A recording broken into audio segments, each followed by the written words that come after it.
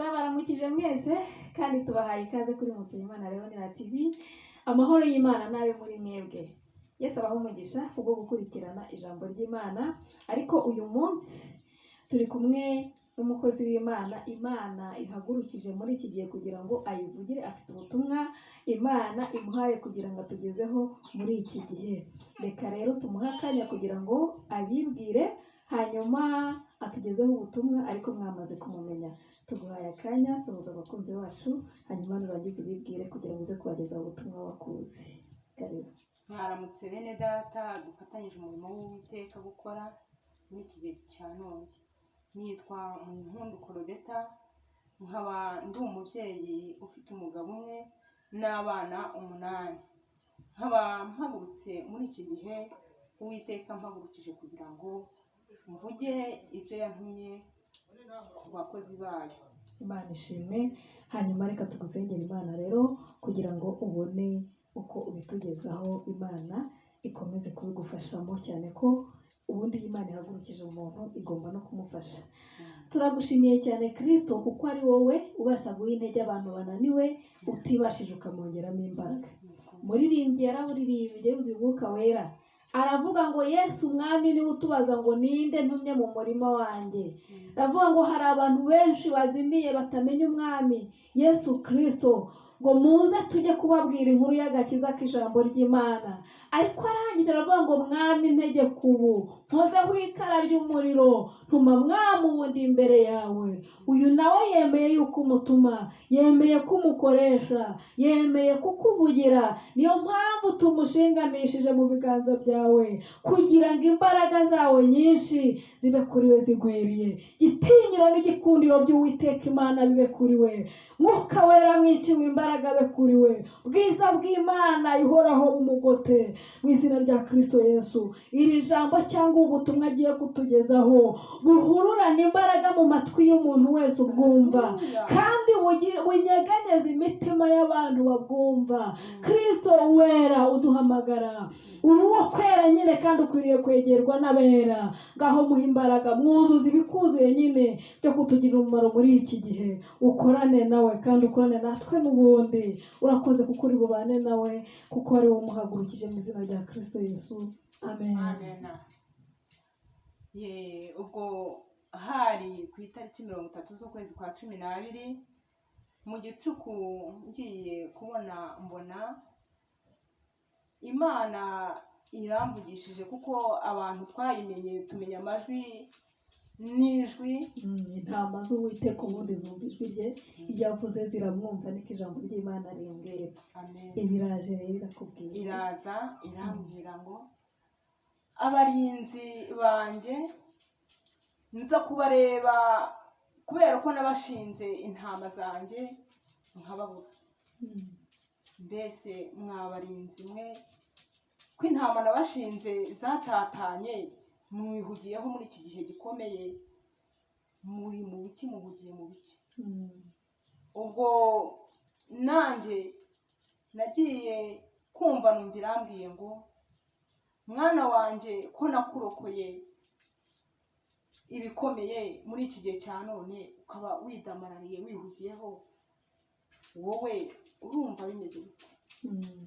Ubwo rero nabwiraga abantu ukuntu Imana yambwiye ivuga ngo abarinzi yashyizeho kurinda intama zayo. Intama zayo ziratatanye, intama zayo zabuze kigarurwa.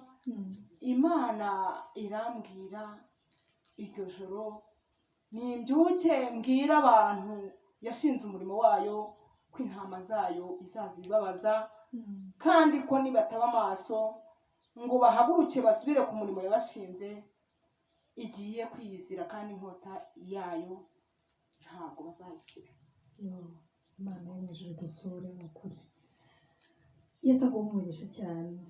Barinzi rero, mwumve ko Imana idutumyeho abantu, buri muntu wese mu rwe ruhande aho ari, Imana akaba azi ko hari umukumbi Imana yamuragije cyangwa yamuhaye kuragira cyangwa yamuhaye kurinda, uyu munsi akaba atari kubikora neza nk'uko bikwiriye, akaba atahagaze mu muhamagaro neza, uyu munsi Imana idutumyeho uyu mukozi wayo kugira ngo tubashe kwisuzuma no kwisubiraho, twongere dukore umurimo w'Imana neza uko yaduhamagaye. Njya nkunda kuvuga ngo buri muntu wese agume uko yahamagawe, kuko Imana dukorera itamenyerwa ngo isigare ikina umubyara n'umunyabyaha. Iyi Mana dukorera ntimenyerwa. Mureke twongere tugaruke mu mwanya dukore umurimo neza, kuko uyu murimo twahamagariwe gukora n'Imana n'ubundi tuzawuhera. Hari ingororano nziza zateguwe ku bantu bakora uyu murimo neza. Barinzi rero, mutumweho n'Imana ngo mwongere mwite ku ntama Imana yabaragije, ku mukumbi Imana yabahaye kuragira, kubera yuko izaza ikareba uburyo mwawucungiye umutekano, mwawubungabunze, uburyo mwawitayeho, ibyo ngibyo kandi mukazabigororerwa. Rero mwongere mwiyumvemo imbaraga, dushake mu maso h'Uwiteka, kuko Imana iyo umuntu ashatse mu maso hayo arayibona. Imana ishimwe. Hanyuma rero kandi numvishe n'ikindi yuko hari inkota y'Uwiteka ije, ubwo Uwiteka aje kwirebera, aje kureba ibyo abarinzi bahugiyemo biri gutuma batita ku mukumbi yabahaye kuragira. Hanyuma niyo mpamvu numva nanjye mise nkangurira umutima wanjye, mise nisuzuma mu byo, mu nshingano Imana yampaye gukora cyangwa mu murimo Imana yampamagariye gukora, ndimo ndasuzuma umutima wanjye kureba niba ndi kubigenza neza. Buri wese rero wumvishije ubu butumwa yisuzume, arebe niba ari kubikora neza. Yesu aguhe umugisha. Rero sinzi niba hari, ariko numvishe umbwira ko hari n'ijambo. Hari ijambo yarangije ambwira gutyo yuko turangaye cyane, tugomba guhaguruka tugakora umurimo wayo. Irangije impa muri Yesaya 6:6 umurongo wa mbere ukageza ku wa 2. Yego, reka dusome iryo jambo ry'Imana riri muri Yesaya ibice 66 umurongo wa mbere kugeza ku murongo wa 2. Ijambo Imana idutumyeho muri iki gihe, reka turisome. Ibice 66 bya Yesaya umurongo wa mbere kugeza ku wa 2. Haravuga ngo Uwiteka aravuga ati, ijuru ni intebe yanjye, isi nayo ni intebe y'ibirenge byanjye, muzanyubakira nzu ki? Kandi aho nzaruhukira ni hantu ki? Kuko ibyo byose ukuboko kwanjye ariko kwabiremye bikabaho byose, ni ko Uwiteka avuga. Ariko uwo nitaho ni umukene ufite umutima umenetse, agahindishwa umushyitsi n'ijambo ryanjye. Imana ntihabwe icyubahiro. Ijambo nanjye noneho ndafashijwe. Uwiteka yita ku mukene ufite umutima umenetse kandi uhindishwa umushyitsi n'ijambo ry'Uwiteka. Imana ntihabwe icyubahiro. Mureke iri jambo ry'Uwiteka ni ukuri ryongere turikunde, ryongere duhindishe umushyitsi, hanyuma twumvire Uwiteka. Imana ishimwe. Ubwo yarongeye impa irindi nanone muri Yesaya 5 umurongo wa 2 kugeza kuri 25. Ubwo nayo reka tuyasomerwe twumve umurongo wa 21 kugeza kuri 25. Yesaya 5 umurongo wa 21 kugeza ku wa 25. Siko bimeze. Reka dusome.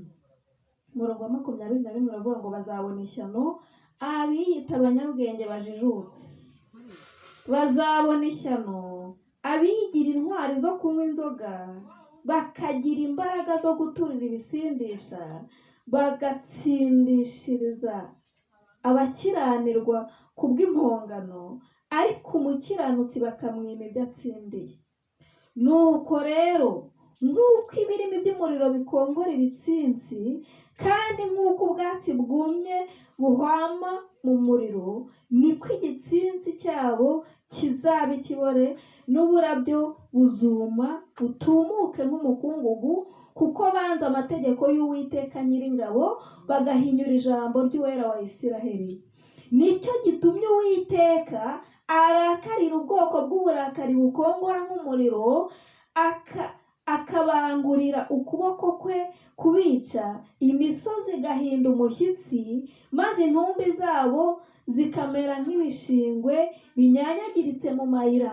Nyamara uburakari bwe ntiburashira, ahubwo ukuboko k'Uwiteka kuracyabanguye. Mwakire neza ijambo ry'Imana ridutumyeho.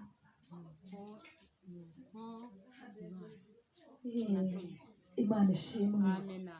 Ijambo ry'Imana cyangwa se ubutumwa Imana idutumyeho twese turabwumvishe, ku kuboko k'Uwiteka kukibanguye.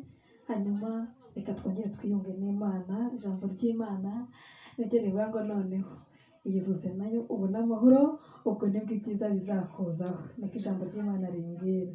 Nitwiyuzuza n'Imana rero turabona amahoro kandi ibyiza bizatuzaho. Imana Uwiteka afite umugambi wo kuduha ibyiza, kandi Uwiteka ni mwiza, abereye mwiza abantu bose bamutegereza. Icyo nkundira Uwiteka ni uko ajya yigarura iyo abantu baciye bugufi bagashaka mu maso hiwe. Imana ishimwe. Nibutse Imana ituma Inenewe ikamutumaho Yona Inenewe ngo agende ababurire, akagenda yabanjije kwanga akayihunga, ariko hagereye akababurira ngo barangije noneho ijambo ry'Uwiteka rigeze mu matwi yabo ngo bafata umwanzuro wo guhindukira Uwiteka, baca bugufi bose bambara ibigunira binginga Uwiteka. Uwiteka yemera guhendahendwa, abongerera iminsi yo kurama, ahindura imigambi mibi yari yabapangiye kubw'ingeso mbi bari bafite. Imana ishimwe. Natwe rero barinzi barindishijwe umukumbi w'Uwiteka, bahetsi b'isanduku y'Uwiteka batakiri mu mujishi, ntama z'Uwiteka zari zaravuye mu rwuri zigatarara zikajya kure, mugarukira aho ngaho. Abayembayembye Uwiteka akaba ari kubashaka akabahora mu myanya yabo yabashyizemo, mugarukira aho ngaho. Kuko nubwo insengero zifunze ariko imitima yacu ntifunze. Ikindi ugomba gusobanukirwa ni uko imibiri yacu ari insengero z'Uwiteka. Imana ni insengero z'umwuka, umwuka w'Uwiteka utuye muri twebwe, agomba gutura muri twebwe. Imana ishimwe. Rero tukirinda ibyaha n'ibisa nabyo, Imana igatura muri twebwe, igakorera muri twebwe. Yaza kudusura, hano hari ubundi butumwa twakiriye bwa Pasiteri Zigirisha avuga ngo Imana igiye kugisura buri muntu wese mu rwe ruhande imwibwirire, cyane ko hari amasezerano yari kutubwira ko hari amasezerano twakiriye ariko adaturutse ku Uwiteka. Rero Imana kugira ngo igusure ikubone ni uko ugomba kujya mu mwanya wawe neza, ugashaka mu maso h'Uwiteka. Nicyo nari nshatse kuvuga. Reka dusenge Imana rero dusoza ubutumwa mwabwumvishije. Yesu aguhe umugisha kuko wamwemereye ukaza kugeza ubutumwa kuri aba bantu b'Imana. No kuri Imana iguhe umugisha bwo kumvira Uwiteka. Ntumere nka Yona ngo uhunge. Imana rero iguhe umugisha. Hari ingororano zateguwe. Reka dusenge Imana tugusabire umugisha, dusabe n'umugisha bari badukurikiye bumvishe ubu butumwa, kandi ibyo bibwira ko Imana iri bubuherekeze bukagenda bugakora icyo ibutumye mu mitima yacu twebwe twese n'abatwumvishe. Imana ishimwe. Reka dusenge. Nawe niba hari ubutumwa Imana yaguhaye ushaka kugeza ku bantu b'Imana, waduhamagara kuri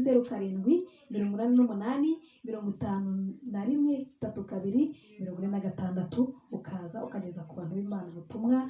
0788551242 ukaza ukageza ubutumwa ku bantu b'Imana. Ushobora kuba ufite n'ijambo ry'Imana n'umuvugabutumwa, nabwo waza ukabwiriza nta kibazo, tukabatega amatwi ijambo ry'Imana, kuko iyicaro n'ikibereyeho kugira ngo inyureho ijambo ry'Imana n'ubutumwa bw'iby'Imana ishaka ku bantu bayo. Ushobora kuba ufite n'ubuhamya bwatwubaka, nabwo waza ukaganiriza abantu b'Imana kandi Imana ikaguha umugisha. Yesu aduhana umugisha. Watwagabana twandikira no kuri WhatsApp, iyo nimero n'ubundi tuyikoresha no kuri WhatsApp. Reka dusenge Imana rero. Turagushimiye Kristo, uri mwiza kandi ubereye mwiza, abantu bose bagutegereza. Abava mu masezerano nta mpamvu nibo bakorwa n'isoni, kandi twebwe ntabwo dufite gusubira inyuma mu mitima ngo turimbuke, ahubwo dukomeje kugutegereza. Kuko byatinda byatebuka ubasha kugirira neza abantu bakubaha uko ibihe bigenda biha ibindi.